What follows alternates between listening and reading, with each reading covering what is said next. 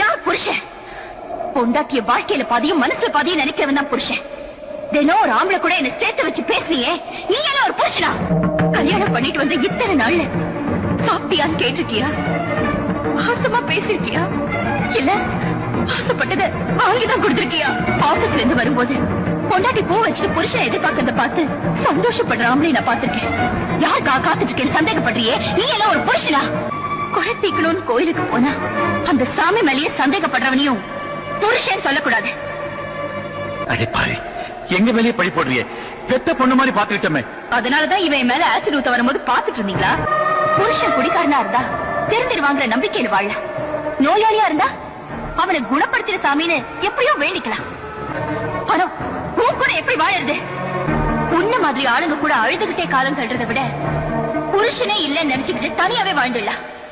எப்ப என்ன வேண்டாம்னு சொல்லிட்டோ அப்புறம் எதிரி உனக்கு தாலி? தாலிங்கிறது ஒரு பொண்ணோட பாதுகாப்புக்கு புருஷன் போட்ட வேல். அதுவே கழுத்தை நெரிக்கிற கைதா மாறிடுச்சுன்னா கழுட்டி எரியறதுல தப்பே இல்லை.